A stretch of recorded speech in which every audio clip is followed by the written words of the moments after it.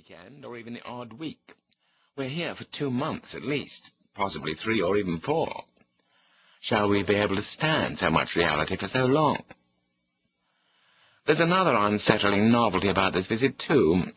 The long box, jammed among all the junk on the back seat, and held carefully in its place with 2 seat belts. Faint sounds are beginning to emerge from it. Kate twists round and gazes at the contents.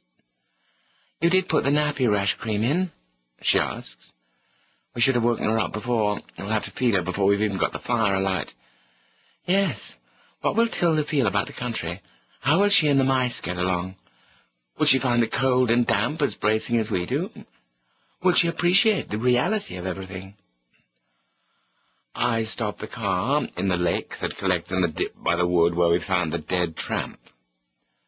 "Perhaps we should turn around," I say. "Go back home." Kate looks at me. I remember too late that this will count as yet another example of what she sees as my infirmity of purpose, my alleged sudden shifts from one project to another. But all she says this time is, "I'll feed her in the car while you unpack. We'll leave the engine running." So we drive on, and the proposal to abandon the expedition is never put to the vote. And now, here we are. There's no sign to announce us, just a little track opening off to the left, and a certain unsurprised sensation of having arrived that we recognize, even if visitors wouldn't. Since we don't know anyone round here who might want to visit us, though, this isn't really a problem. We bump slowly up the track, but when we make the turn beyond the elders, from which this summer we're hoping to get around to making elderflower wine, it's not our familiar green front door that confronts us. It's a length of fraying baler twine. There's a lot of baler twine in real country. One of the ways you can tell this is real country is by how much of it's held together with the stuff. Not just bales, perhaps not bales at all. I've never seen bales of anything tied up with it. Bales of what, anyway?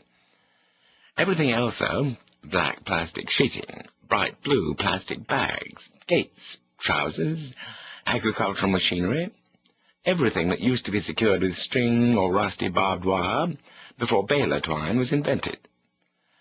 It kinks and unravels, but no one ever throws it away, and it's made of plastic, so it never degrades. Some of it's pink and some of it's orange, so it shows up well against the rural greens and browns. This particular piece is pink, and it's tied across the rear of an ancient Land Rover to hold its tailgate shut. No question about the authenticity of this vehicle. It's as rural as a turnip. Kate and I look at each other. A visitor, and not some friend from London. A real country person. Perhaps, after only 2 years, local society is putting out friendly feelers. I get out to investigate. Still in the wrong shoes, still not in country mode, balancing delicately from island to island in the mud. There's a huge barking, and 2 dogs, the size of full-grown sheep, come bounding around the side of the cottage. I'm a little taken aback to be kept off my own property by guard dogs. No, not a little taken aback, quite substantially taken aback, smack into the mud I've been avoiding. I'm wrong about the dogs, though. They're not keeping me out. They're welcoming me to the country, enthusiastically thrusting their wet snouts into my groin and wiping their paws confidingly down the front of my sweater.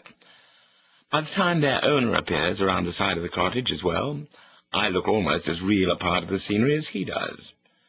And a more real countryman than him, neither Kate nor I have yet set eyes on. "He-yo," he says, in an effortlessly landowning kind of voice, and the dogs become instantly subservient. I'm tempted to lie at his feet myself, but find the ground a little too muddy, at any rate until I've got my country trousers on, and instead take the hand he's holding out. "Tony Churt," he says, "one of your neighbours." He has the grip of a man who's used to wringing the necks of wounded game birds. He's taller than me, and as I raise my eyes to meet his, I have plenty of time to take in mud-splashed boots, then mud-coloured corduroy trousers, and a mud-coloured checked jacket. There are holes in his mud-coloured jersey, and any hint of garishness suggested by the triangle of muddy green flannel shirt above it is counteracted by his muddy brown tie. He even has a gun, properly broken, in the crook of his arm. His long face stretching away above me toward a mud-coloured flat cap. It's the only feature that doesn't quite fit the prevailing colour scheme. It's simultaneously raw and bluish-grey, with little overlooked dribbles of dried blood where the razors nicked it. "Thought you might be round the back," he says. "Skelton said you were coming down."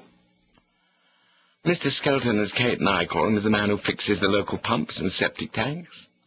We phoned ahead to book his services. I introduce Kate. Tony Churt raises the mud-coloured cap and reveals a brief glimpse of receding mud-coloured hair. "Glad to meet you at last," he says. "I've heard so much about you both." "From Mr. Skelton?" asks Kate. Though why not? A man who understands your sewerage might have a lot he could tell about you. "From everyone." "Everyone? The woman in the paper shop who knows which papers we take? Charlie Till, who knows what size of free-range eggs we prefer?" "We're all so pleased to have you down here. Great bonus." The country is finally taking us to its muddy bosom, and Tony Churt has a faint smell that I find instantly and reassuringly authentic. It's the sign that we've always missed in the few other people we've got near enough to sniff. Though exactly what it is I find difficult to say. There's dog in the mixture, certainly, and the tarry trace of oiled waterproofs. Also the harshness that goes with a certain kind of rugged woolen cloth. Something else, too, something stiff and morally bracing. Carbolic soap and cold water, perhaps. "Laura and I wondered if you might like to come over one evening," he says. "Dinner, why not?" "How kind of you." "Nothing special. Say hello, tell you the local gossip, get you to tell us what's going on in the great world out there. We get a bit out of touch down here. Monday week, Tuesday, when would suit you?" I mentioned Tilda. "Bring her, of course. Wonderful. Plenty of rooms to park her in. Upward. Know where it is? So we'll say Monday week, then. 8-ish. That fit in with feeding times? We might possibly ask her to help us with a little advice while we're about it, if we may." A little advice, of course. As I reverse to let him out, an alarm goes off inside the car with shattering loudness. Our clever little daughter is trying to warn us that someone is breaking into our lives. Do we know where Upward is? Yes, even we know where Upward is. It's the big, rambling house, half hidden in the trees at the head of our private valley. And now, of course, we know who Tony Churt is as well. He owns the valley. Well, not all the valley, not the patch of land around our cottage, for instance. Our property, as the urban owners of odd half-acres in the country like to tell you humorously in such circumstances, marches with his. The march isn't long enough to make either property very footsore, it's true, but it gives us a bond. We're fellow landowners, neighbouring proprietors, brother magnets. By the time I've got 3 fan heaters whirring and a great log crackling in the hearth, with Tilda full of her mother's milk asleep in front of it, and 4 assorted oil stoves scenting the rest of the cottage with a cosy stink of kerosene, we're in curiously high spirits. There are fresh patches of damp in a bedroom, it's true, and strange efflorescences on several walls. The mice have eaten the towels and left droppings inside the refrigerator. Other, more surprising changes have come to light, too. I put on a pair of country trousers that I find hanging in the bedroom closet, and can't get them done up round the waist. They've shrunk in the damp. Or is it me that's expanded? Am I catching largeness off Kate? I look at her moving slowly and bulkily about, stacking supplies of nappies on shelves. 3 months after the birth, and she's still enormous. She rolls a little as she walks. She does. She rolls. I laugh at her. She smiles at my laughter and frowns to know the cause of it. I don't say anything, but when she sits down on the long stool in front of the fire to gaze at Tilda, as the grey spring evening outside the windows deepens into night, and the 3 of us fill our little world, I come up behind her, lean over her, take 2 fat handfuls of face, and tilt it up to kiss, obscurely pleased that there's so much of her to love. Nor am I absolutely displeased that there's a little more of me now to love her. "So," I say, sitting down beside her, We're in with the gentry. All our vague